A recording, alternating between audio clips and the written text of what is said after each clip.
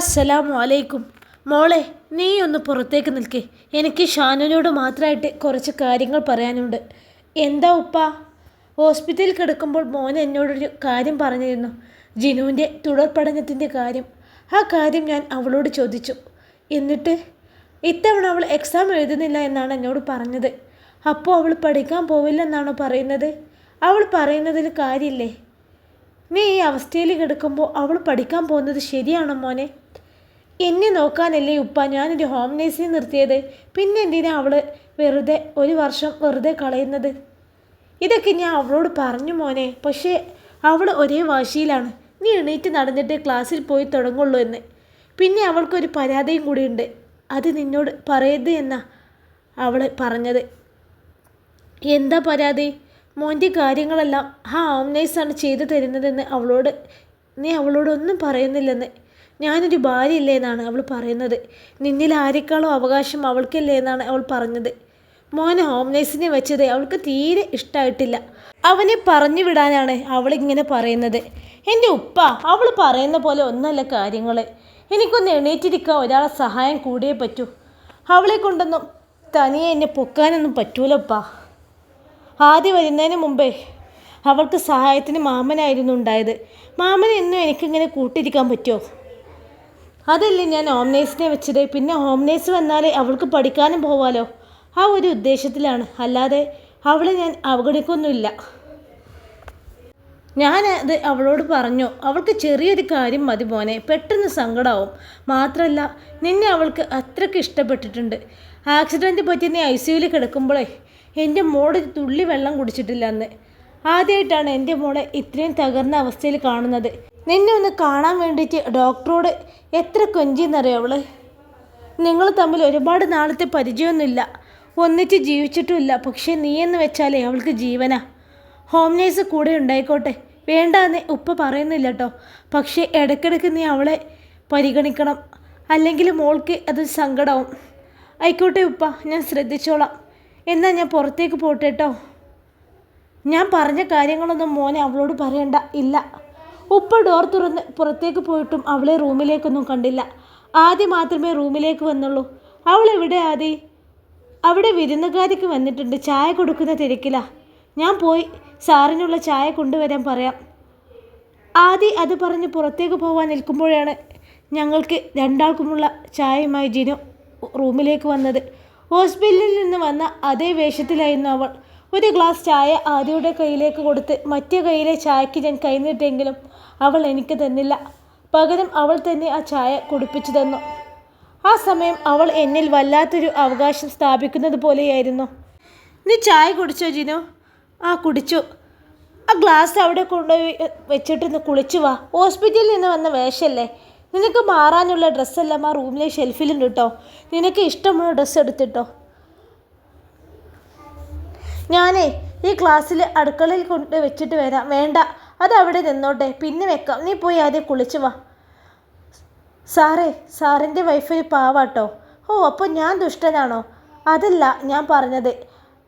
ആൾ നല്ല ഫ്രീ ആയിട്ടാണ് സംസാരിക്കുന്നത്. ആരും ഇഷ്ടപ്പോകുന്നൊരു പ്രകൃതം. ഇങ്ങനെ ഒരാളെ കിട്ടിയത് സാറിൻ്റെ ഭാഗ്യമാണ്. കണ്ണ് വെക്കാതെടാ. ഞാൻ ഈ ഗ്ലാസ് കൊടുത്തിട്ട് വരാം. വേണ്ട, ഇത്രയും ജോലിയൊന്നും നീ ചെയ്യണ്ട. അതിനൊക്കെ ഇവിടെ ആളുണ്ട്. എനിക്കൊന്ന് കിടക്കണം. നീ ഒന്ന് എന്നെ പിടിച്ചേ. ഷാനുവിനെ പിടിച്ച് ബെഡിലേക്ക് കിടത്താൻ പോകുമ്പോൾ മാമനും ജിനുവിൻ്റെ ഉപ്പയും കൂടി ഒരു കട്ടിലും താങ്ങി പിടിച്ച് റൂമിലേക്ക് വരുന്നത്. അത് കണ്ട ആദ്യം എന്നെ ബെഡിലേക്ക് കിടത്തിയ ശേഷം അവരെ പോയി സഹായിച്ചു കൊടുത്തു. ഇതെന്തിനാ എന്ന് ആലോചിക്കുമ്പോൾ മാമൻ പറഞ്ഞു, ഇത് ജിനുവിന് കിടക്കാനുള്ളതാ. അവളിവിടെ കിടന്നോട്ടെ. നിനക്ക് എന്തെങ്കിലും ഒരു അത്യാവശ്യം ഉണ്ടായാൽ അവൾ അരികിലുള്ളത് നല്ലതല്ലേ. പിന്നെ നിൻ്റെ അടുത്ത് കിടക്കാനും പറ്റില്ലല്ലോ, നിൻ്റെ ശരീരത്തിലേക്ക് മുറിവല്ലേ. ഞാൻ കിടക്കെടുത്ത് വരാമെന്ന് പറഞ്ഞ് മാമൻ പുറത്തേക്ക് പോയപ്പോൾ ഉപ്പ എന്നെ നോക്കി പറഞ്ഞു, ഇങ്ങനെ ഒരു കട്ടിൽ ഇവിടെ ഇട്ടതുകൊണ്ട് അവൾക്ക് ഇഷ്ടമാവുമോ എന്നറിയില്ല. പക്ഷേ ഇപ്പോൾ ഇതാവശ്യമാണല്ലോ. അത് മോൻ തന്നെ അവളെ പറഞ്ഞ് മനസ്സിലാക്കി കൊടുത്താൽ മതി കേട്ടോ. കട്ടിലും കിടക്കുകയും എല്ലാം സെറ്റാക്കി ഇട്ടപ്പോഴേക്കും അവൾ കുളി കഴിഞ്ഞ് വന്നിരുന്നു. ഒരു പിങ്ക് കളറിലുള്ള ചുരിദാറായിരുന്നു അവളുടെ വേഷം. ഞാൻ അവൾക്ക് വേണ്ടി ഏറെ ആഗ്രഹത്തോടെ എടുത്ത കളറായിരുന്നു. അത് അവൾക്ക് നന്നായി ഇണങ്ങുന്നുണ്ട്. ജിനുവിനുള്ള കട്ടിലും കിടക്കിയോടെ റെഡി ആയിട്ടുണ്ട് കേട്ടോ. ആദ്യം അവളെ നോക്കി പറഞ്ഞപ്പോഴാണ് അവളത് കാണുന്നത് തന്നെ. പക്ഷേ അവളുടെ മുഖത്ത് ആദ്യം അത് പറഞ്ഞതിലുള്ള യാതൊരു ഭാവമാറ്റവും കണ്ടില്ല.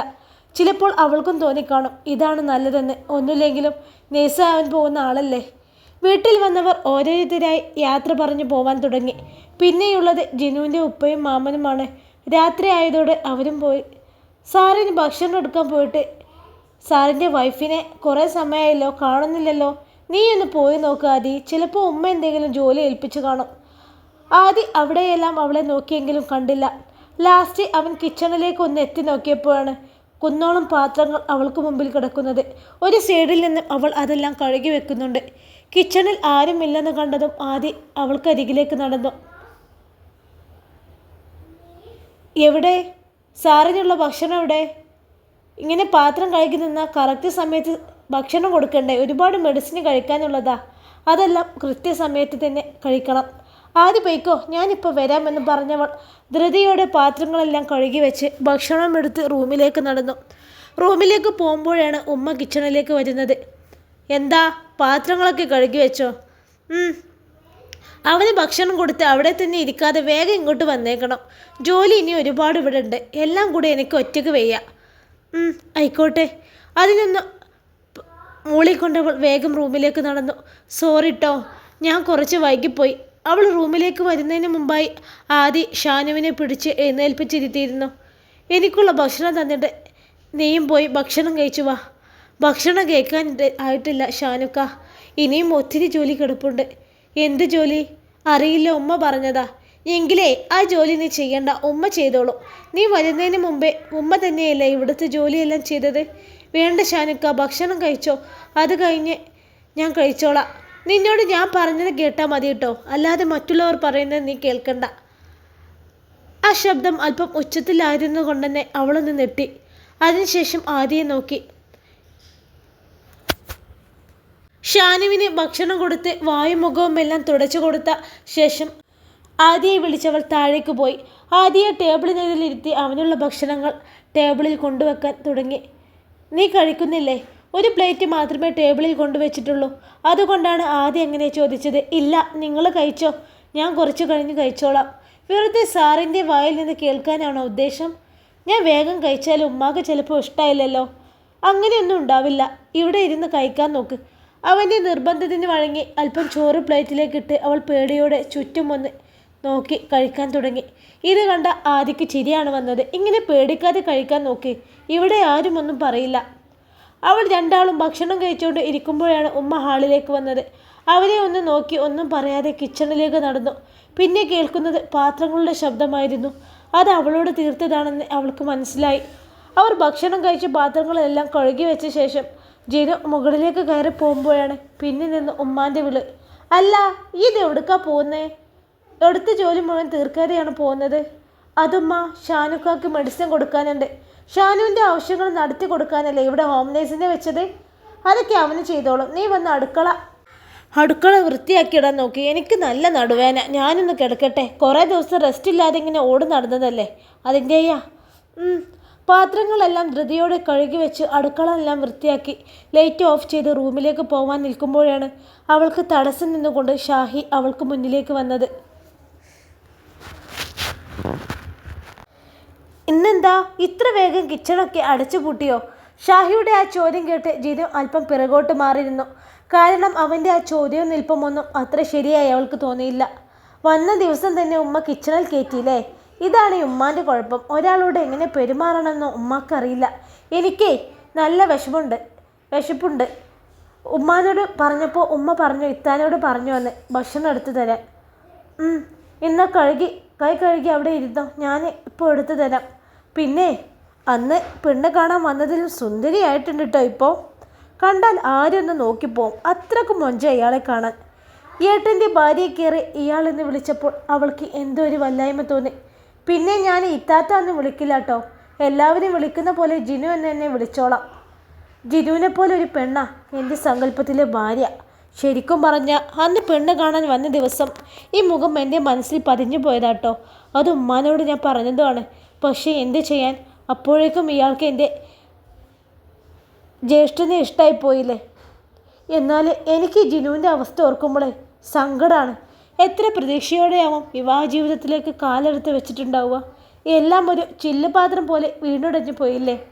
ഇനി എത്ര നാളെ കാത്തിരിപ്പ്.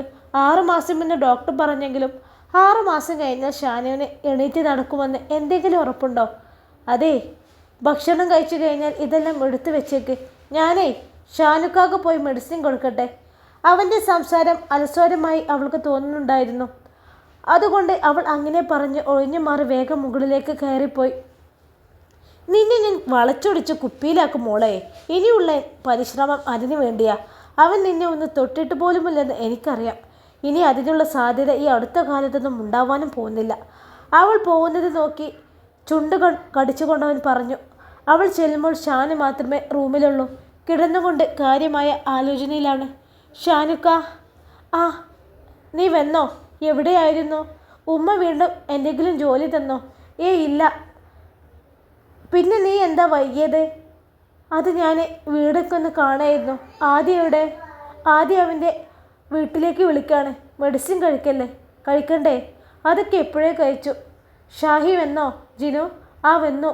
അവനോട് സംസാരിക്കുമ്പോൾ കുറച്ച് അകലൊക്കെ പാലിച്ചോണ്ടിട്ടോ. നിന്നോട് എന്തെങ്കിലും സംസാരിച്ചോ? എന്നോടൊന്നും പറഞ്ഞില്ല. ആദ്യമായി അവനോട് അങ്ങനെ ഒരു കള്ളം പറഞ്ഞപ്പോൾ അവൾക്ക് ചെറിയൊരു വിഷമം തോന്നി. എങ്കിലും വയ്യാതെ കിടക്കുന്ന ഈ അവസ്ഥയിൽ ഇപ്പോൾ ഒന്നും പറയാതിരിക്കുന്നതാണ് നല്ലതെന്ന് അവൾക്ക് തോന്നി.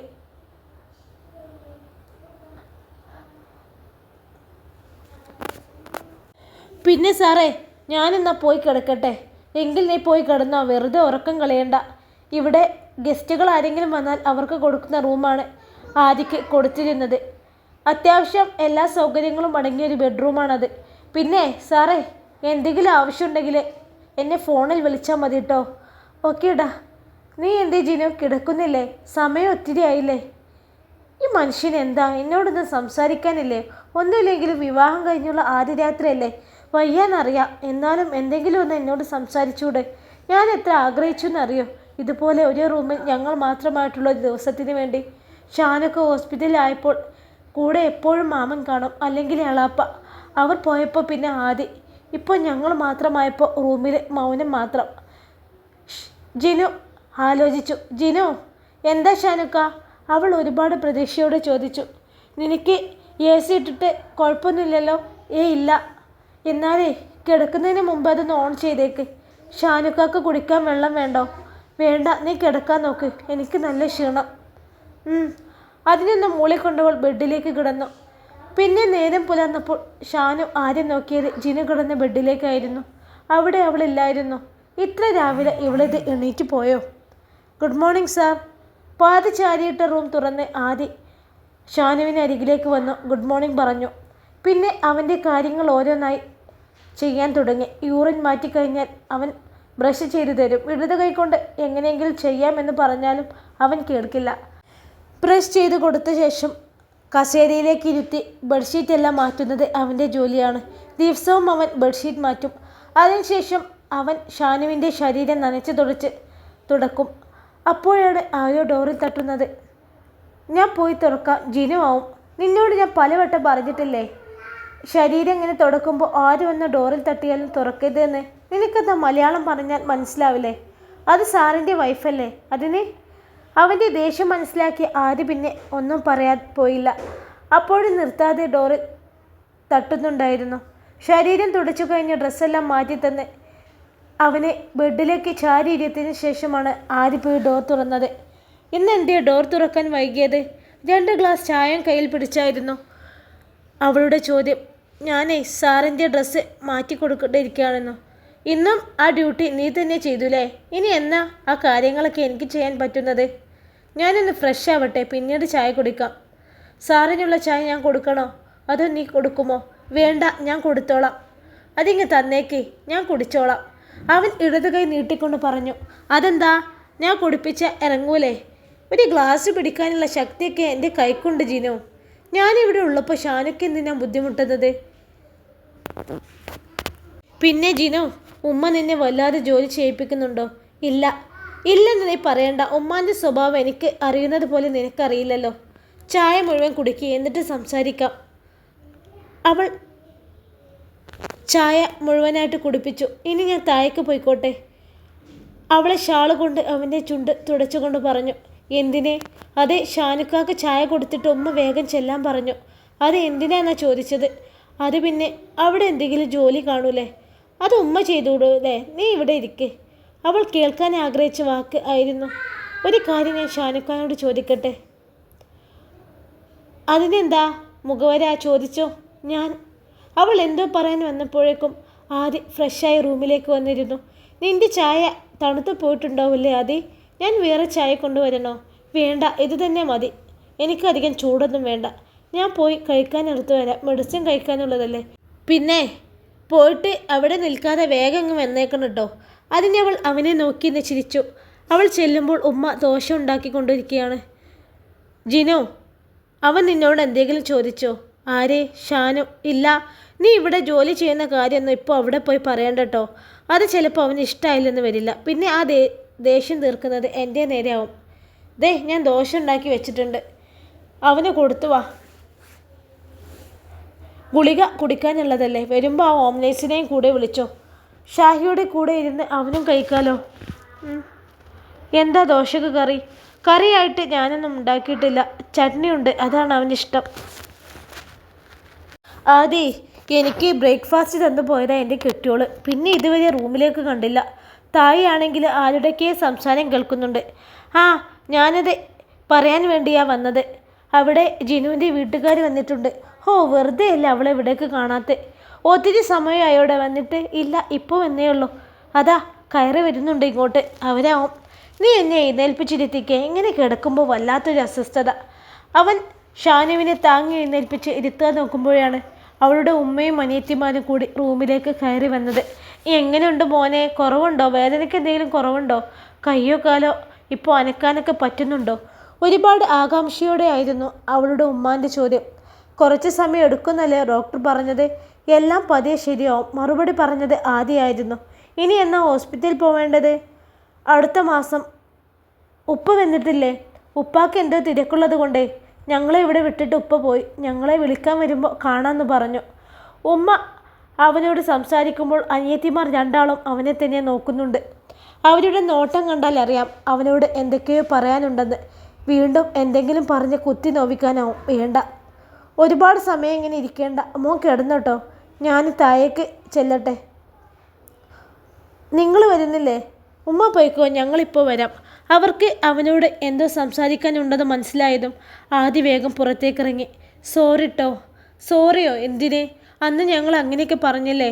നിങ്ങൾ പറഞ്ഞതെല്ലാം ശരി തന്നെയല്ലേ? പിന്നെ എന്തിനാ സോറി? നിങ്ങൾ പറഞ്ഞില്ലേ നിങ്ങൾ ജിനുവിന് ഞാൻ ചേർന്നവനല്ലാന്ന്? അത് എനിക്കും അറിയാം. പിന്നെ ഞാൻ കറുത്തു പോയത് എൻ്റെ കുറ്റല്ല. സോറി കേട്ടോ, ഞങ്ങൾ അങ്ങനെ ഒരു ഉദ്ദേശത്തിൽ പറഞ്ഞതല്ല.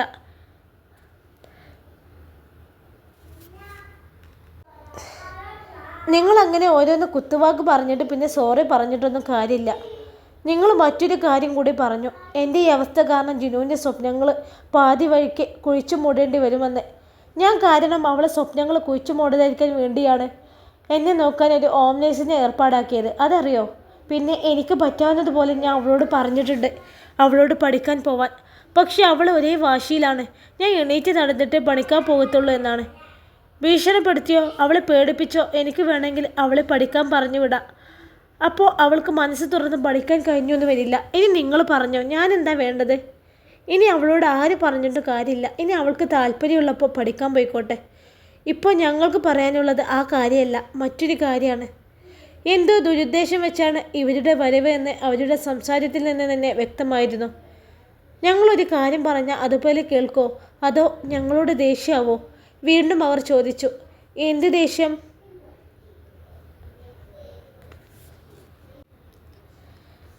നിങ്ങൾ കാര്യം എന്താ പറയാ? ജിനുവിനെ ഞങ്ങളെ കൂടെ വിടാമോ? എവിടേക്ക്? ഞങ്ങളെ വീട്ടിലേക്ക്. ഇപ്പോൾ ഇവിടെ ഹോം നേഴ്സ് ഉണ്ടല്ലോ. മാത്രമല്ല 2 ദിവസം കഴിഞ്ഞാൽ ഞങ്ങളെ കസിൻ്റെ മാരേജാണ്.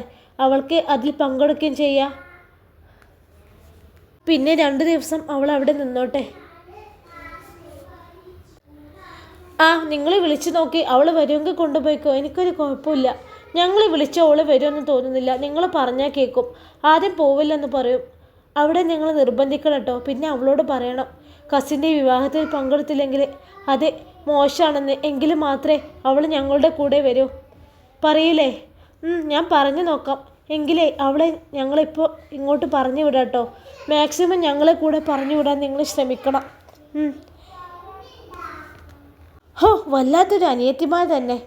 എന്താ ഇവരൊക്കെ? ജിനുവിൻ്റെ മനസ്സിങ്ങനെയല്ലല്ലോ. ഇവർ ജിനുവിൻ്റെ അനിയത്തിമാർ തന്നെയാണോ? ഷാനു ഓർത്തു.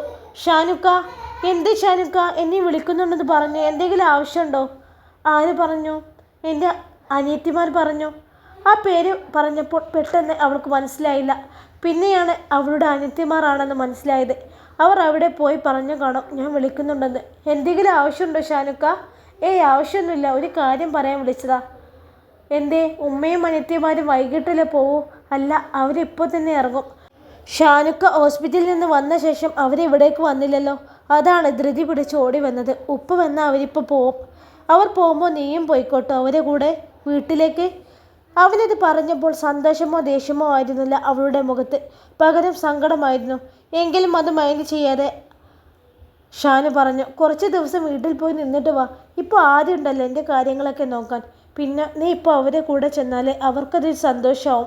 പിന്നെ നിൻ്റെ ഏതോ കസിൻ്റെ വിവാഹമാണെന്ന് പറഞ്ഞല്ലോ, അത് പോയില്ലെങ്കിൽ സന്തോഷമല്ലേ? അവരുടെ സന്തോഷം മാത്രമാണോ ഷാനുക്ക ആഗ്രഹിക്കുന്നത്?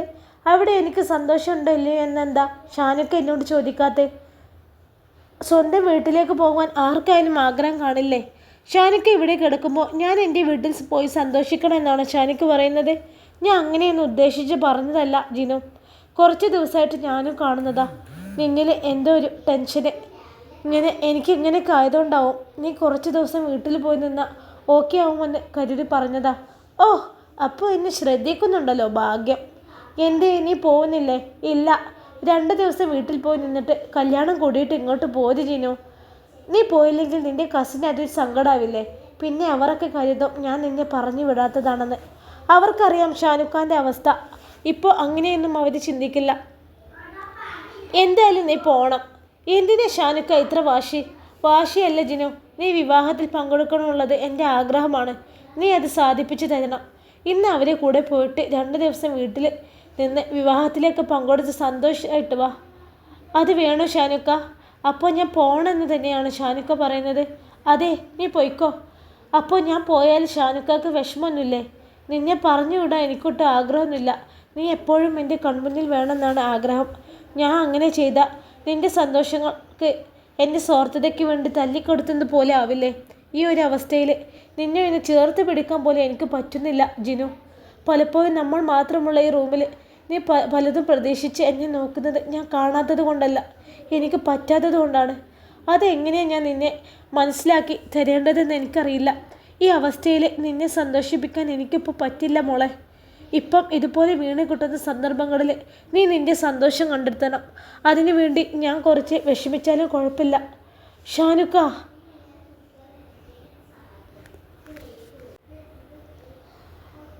ആയിക്കോട്ടെ, ഞാൻ താഴേക്ക് ചെല്ലട്ടെ. ഷാനുക്കാക്കൊന്നും വേണ്ടല്ലോ. വേണമെന്ന് പറഞ്ഞിട്ട് കാര്യമില്ലല്ലോ. ഈ അവസ്ഥയിലൊന്നും നടക്കൂലല്ലോ. ഒരു കുസൃതിയോടെയാണ് അവൻ പറഞ്ഞതെങ്കിലും ആ പെണ്ണെ അവനെ ഒന്ന് കൂർപ്പിച്ച് നോക്കി. ഇങ്ങനെ നോക്കി നിൽക്കാതെ പോയി റെഡിയാവും പെണ്ണെ. ഞാൻ പോവില്ല. എന്നോട് സ്നേഹം ഉണ്ടെങ്കിൽ നീ പോവും. ഷാനുക്ക, അല്പം ദയനീയമായിട്ടായിരുന്നു ആ വിളി. നിന്ന് ചിണുങ്ങാതെ പോയി റെഡിയാവും പെണ്ണെ. പോകുമ്പോൾ ഉമ്മാനോടൊന്ന് പറഞ്ഞേക്കിട്ടോ, അല്ലെങ്കിൽ പിന്നെ അതാവും പ്രശ്നം. മനസ്സില്ലാ മനസ്സോടെയായിരുന്നു അവൻ്റെ നിർബന്ധത്തിന് വഴങ്ങി അവൾ വീട്ടിലേക്ക് പോയത്. അവളെപ്പോലെ തന്നെ അവളെ ഉമ്മാക്കും ഉപ്പാക്കും വലിയ താല്പര്യമൊന്നുമില്ല അവൾ വീട്ടിൽ പോകുന്നതിനോട്. ഷാനു ഈ അവസ്ഥയിൽ കിടക്കുമ്പോൾ അവളിപ്പോൾ വന്നാൽ ശരിയോ എന്നായിരുന്നു ഉമ്മയും ഇപ്പയും ഷാനുവിനോട് പറഞ്ഞത്. പക്ഷേ അവൻ വാശി പിടിച്ചപ്പോൾ പിന്നെ അവരും സമ്മതിച്ചു. കല്യാണം കഴിഞ്ഞ അന്ന് തന്നെ വൈകുന്നേരം തന്നെ അവളെ ഇവിടെ കൊണ്ടുവിടാമെന്ന് പറഞ്ഞായിരുന്നു ഉപ്പ അവളുടെ കൂടെ കൂട്ടിയത്. എന്താ സാറേ? ജിനുവിനെ പറഞ്ഞയക്കണ്ടില്ലായിരുന്നു. ഒട്ടും ഇഷ്ടമില്ലാതാണ് പോയത്. ആദി, ഞാൻ അവളെ കഴുത്തിൽ മഹർ ചാർത്തിയതിന് ശേഷം സന്തോഷം എന്താണെന്ന് അവൾ അറിഞ്ഞിട്ടില്ല. ആദി എന്നും എന്നെയും നോക്കി ഈ 4 ചുവരുകൾക്കുള്ളിൽ തളച്ചിടാൻ പറ്റുമോ അവളെ? എന്നോട് പറഞ്ഞില്ലെങ്കിലും ഇതുപോലെ ആഗ്രഹങ്ങളൊക്കെ അവൾക്കും ഉണ്ടാവില്ലേ? അതൊക്കെ നിറവേറ്റി കൊടുക്കുമ്പോഴല്ലേ ഞാനൊരു ഭർത്താവാവുന്നത് നല്ല. അതൊക്കെ ശരിയാ. എങ്കിലും ഒന്നും വിഷമില്ലേ ജിനു പോയപ്പോൾ? അതിന് അവൾ വീട്ടിലേക്കല്ലേ പോയത്? 2-3 ദിവസം കഴിഞ്ഞാൽ വരില്ലേ? എനിക്കറിയാം ജിനു പോയതിൽ സാറിന് നല്ല വിഷമമുണ്ടെന്ന്. അത് അറിയാതിരിക്കാനല്ലേ ഇങ്ങനെ ദേഷ്യപ്പെടുന്നത്? അതൊന്നല്ല, അവൾ പോട്ടെ. അവൾ പോയി കുറച്ച് ദിവസം നിന്ന് വരട്ടെ. ഇൻഷാ അല്ലാ. ഈ കഥയുടെ ബാക്കി ഭാഗവുമായി നാളെ കാണാം. അസ്സലാമു അലൈക്കും.